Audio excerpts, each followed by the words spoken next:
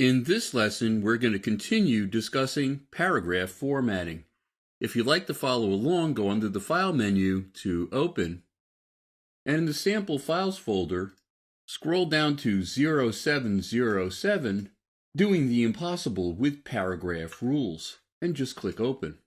Paragraph rules are stroked lines above and or below a paragraph, and as paragraph formatting, these rules can be saved as part of a paragraph style. One of the nice things about them is the rules actually move with the text. It's part of the text formatting.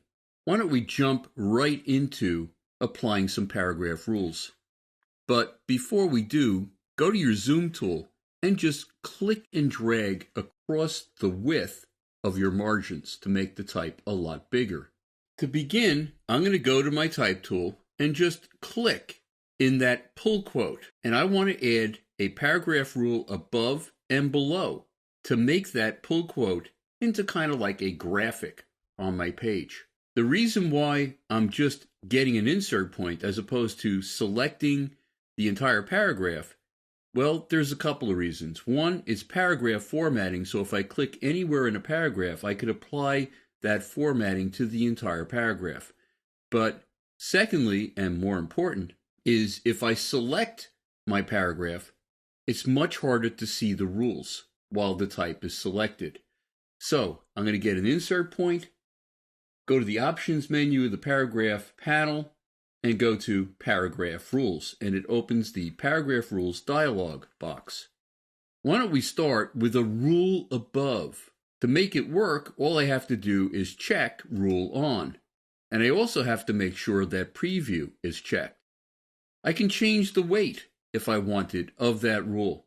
If I click the pop-up menu to the far right of the field, I can make it a lot thicker or even thinner. I'm going to leave it at 1 point for now, but I am going to change the color. So I'm going to change the color of the rule in my color pop-up, which has all of the colors that I've saved to my swatches panel. I'm going to choose black. Still doesn't look like all that much, but why don't we continue going through the settings? I can choose the type of rule that's being used. Besides a solid rule, you can see there are various thick rules and thick-thin rules. There are dashes, there are dots, there's hashes, all kinds of different kinds of strokes that I could use. I'm going to leave it for now at the solid stroke. Now, it doesn't look like much yet, and that's because I need to offset it from the baseline of the first line of text upwards. Being that it's a rule above, a positive offset will move it up. Kind of nice. Why don't I leave it right where it is? I could also choose the width of my stroke. Is it going out to the column or to just the edge of the text? I'm going to stick with column. Maybe I don't want that rule to go out to the full width of the column. I could do a left and a right indent if I want. I can click my up arrow next to left indent, and you can see that it's moving it in slightly. Why don't I do exactly the same thing on the right side? And I think we're ready to do the rule below. But before I leave the rule above, I'm going to select my left indent. And I'm just going to copy it, Command-C or Control-C. And the reason that I'm doing that is you can't see rule above and rule below settings at the same time. So you're really starting all over again. First, let me check rule on. And you can see I end up with a red rule that's 1 point. I know that I want to change the color to black, so let me do that. And I know that I also have a left indent and a right indent, but I've already forgotten what it is. I'm just going to paste in that number that I copied. So I'm going to hit Command or Control V, and there it is. And now I'm going to hit my Tab key to go to the next field and paste that same number into my right indent field and click outside the field to apply it.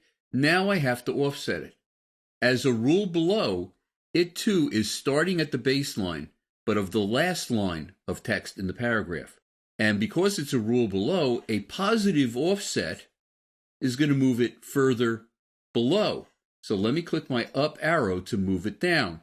Seems a little strange at first, but that's the way it works. So I think I'm happy with my pull quote look. I'm just going to click OK. And the first thing I would do, save it as a paragraph style. One of the things that's really nice about these rules, if I were to add copy, how about I add an extra paragraph here? And I hit a paragraph return, you can see that the rules actually move with the text. It is part of the text formatting. Let me hit delete, and you can see it will move up and down with the text. Let's do something a little bit more fun. I'm going to click in the subhead that says subhead in a rule. What we're going to do is make a very thick rule that our subhead is going to drop out to white. So we're going to have a white subhead inside of a rule that's some other color. Let me go under my options menu, the paragraph panel, to paragraph rules, and I'm going to use a rule below, and I'm going to turn it on. And it's at the baseline of my text. I'm going to make it a lot thicker. How thick should I make it? Well, I can see in the control panel, because I have an insert point in my text, it actually says 24 points. Well, I want to make it actually thicker than the text, so it has a comfortable amount of space in the rule above and below the text. So I'm going to make it, how about 28 points? And as soon as I click off of it, I have a very thick black rule. Well, right now, if I have black text and I have a black rule, I'm not going to see that text too well. So instead of the text color, I'm going to choose red. And let me offset it up. But it's a rule below. How do I offset it up? I have to use a negative offset.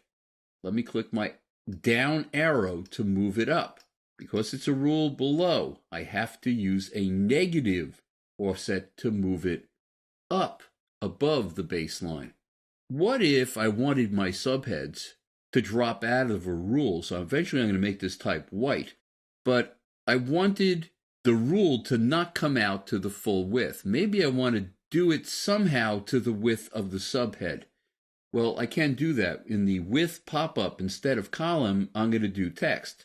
So it's making the rule to the width of the text. But it doesn't look all that comfortable sitting right on the edge of the text. So maybe what I'll do is use a negative left indent. So it's moving it out. Let me do the same thing on the right side. Well, that's kind of cool. Let me click OK. And of course, the first thing I'm going to do is save this formatting as a paragraph style so I can use it again and again for each one of my subheads in my document. Well, let's do something really crazy. Let's break the rules. Let me just scroll over a little bit and get an insert point in that green type. And now let's go under the options menu of the paragraph panel to paragraph rules. And I'm going to start with a rule below. I'm going to just turn it on. And I'm going to make it a lot thicker. How about 20 points? And instead of the text color, I'm going to make it, how about purple? So I have a very thick purple rule, maybe too thick. Why don't we make it 12 points instead? Then I have to offset it. I want it further below, and it's a rule below already. So let me make it a positive offset, which will move it further below. Okay, so we're kind of getting there, but I want to have a fairly large left indent. How about 1.25 inches? Maybe even a little bit more. How about I'll do 1.5? And then I'm going to do the same thing on this side, 1.5. So I have something that almost looks like a square. So I have this rectangle, purple rectangle. What else can I do? Maybe I want to have a rule above that actually goes through the center of this purple rectangle. Why don't we try that? I'm going to go to rule above, turn it on, and I'm going to change the color to red. It's a rule above, so I would have to use a negative offset to move it down. Let me do that. And that is really kind of cool. It's the kind of thing that as soon as you're done with it and you click OK, because you have impossible settings here that are very difficult to remember, you would always save it as a paragraph style. and so you can use it again and again.